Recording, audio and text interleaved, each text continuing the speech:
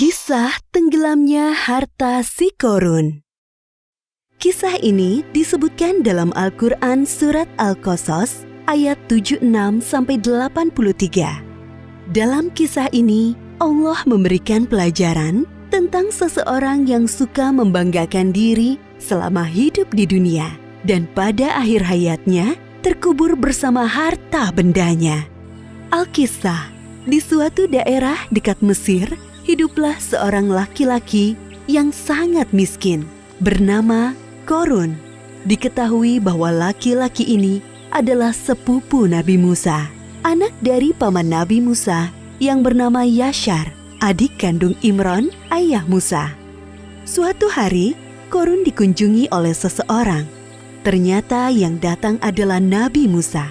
Beliau datang berkunjung untuk menanyakan kabar saudaranya itu. Assalamualaikum warahmatullahi wabarakatuh. Waalaikumsalam warahmatullahi wabarakatuh. Wahai saudaraku, bagaimana kabarmu? Seperti inilah keadaanku, wahai Musa.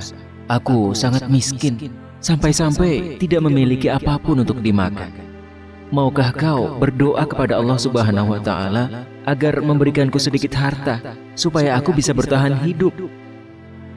Mendengar hal tersebut, Nabi Musa sangat iba dan berdoa kepada Allah agar saudaranya Qorun diberi kecukupan harta. Dan permintaan itu dikabulkan oleh Allah. Hari demi hari, kekayaan Qorun semakin berlimpah karena ia menguasai ilmu jual beli perhiasan. Namun sayangnya, semenjak menjadi orang kaya, Qorun berubah menjadi orang yang sombong dan ria atau suka pamer. Wahai Qorun, aku diperintahkan oleh Musa agar kau menyedekahkan sedikit dari hartamu untuk kepentingan amal. Enak saja, semua harta ini aku kumpulkan dengan susah payah dan kalian datang untuk memintanya dengan mudah. Kau sangat sombong, wahai Qorun. Kami hanya meminta sedikit untuk diberikan kepada orang yang membutuhkan. Lagi pula, kekayaanmu tidak akan bertambah tanpa seizin Allah. Berani sekali kau berkata seperti itu. Pergilah, jangan datang lagi kemari. Kedua utusan Nabi Musa meninggalkan rumah Qorun dan melaporkan kejadian itu kepada Nabi Musa. Hartaku sungguh sangat banyak. Tidak ada seorang pun yang bisa mengambilnya dariku. Sekarang, aku adalah satu-satunya orang terkaya di Mesir. Setiap hari, Qorun selalu membanggakan dirinya. Ia sering berjalan-jalan keluar istana, mengenakan pakaian mewah, dikawal oleh para pria perkasa untuk berkeliling memamerkan kekayaannya. Untuk membawa kunci-kuncinya, tak sanggup hanya dengan satu pelayan yang berotot kekar. Wah, lihatlah Qorun itu. Sekarang ia sangat kaya. Jubah yang dikenakannya berlapiskan emas yang sangat berkilau. Benar, saudara. Tapi sayangnya dia sangat sombong. Ia lupa bahwa semua harta itu milik Allah dan akan kembali kepada Allah. Nabi Musa dan pengawalnya mendatangi Qorun di sebuah pasar tempatnya berjual beli emas. Wahai Musa, apa yang membuatmu jauh-jauh datang menemuiku? Kalau kau kesini hanya untuk meminta emas-emasku, sebaiknya pulanglah. Aku tidak akan memberikannya sepeser pun kepadamu. Wahai Qorun, tidak ingatkah masa lalumu? Dulu kau begitu miskin, sampai Allah memberikanmu semua kekayaan ini. Ingatlah, wahai Qorun. Itu masa lalu, wahai Musa. Semakin hari hartaku semakin bertambah. Semua itu terjadi karena ilmu dagang yang aku pelajari, bukan karena Allah. Qorun tetap bersikukuh, tidak mau menyedekahkan hartanya karena menganggap semua harta yang dimilikinya adalah hasil kerja kerasnya selama ini. Aku akan mengatakan kepada semua orang bahwa Musa akan mengambil seluruh harta yang aku miliki. Aku hanya mengingatkanmu, karena dalam setiap harta yang kita miliki, terdapat 2,5% hak orang miskin di dalamnya.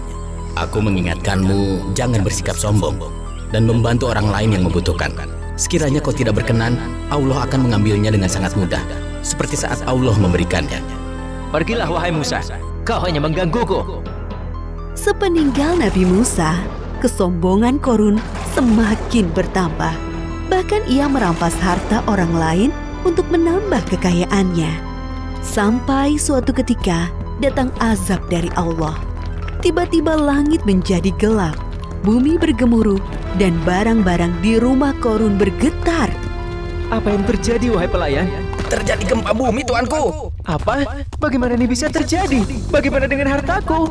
Pelayan, selamatkan hartaku. Oh, emas-emasku, berlian pujaanku, perhiasan mewahku yang sangat berharga. Semuanya harus aku amankan sebelum Sempat menyelesaikan ucapannya, lantai rumah Korun terbelah menjadi 2 bagian. Begitulah akhir kisah Korun yang sombong. Gempa bumi melenyapkannya ke dalam tanah bersama harta bendanya. Seperti yang disebutkan dalam surat Al-Qasas ayat 81. Maka kami benamkan dia, Korun, bersama rumahnya ke dalam bumi. Maka tidak ada baginya satu golongan pun yang akan menolongnya selain Allah. Dan dia tidak termasuk orang-orang yang dapat membela diri. Pelajaran yang dapat kita ambil dari kisah Korun ini, diantaranya jangan menjadi orang yang suka membanggakan diri. Karena Allah tidak suka orang-orang yang membanggakan diri. Dunia dan seisinya adalah milik Allah dan dapat dengan mudah diambil olehnya. Berbuat baik kepada orang lain selama di dunia, seperti bersedekah, karena amalan baik kita di dunia bisa menjadi penolong kelak di akhirat. Wallahu a'lam bishawab.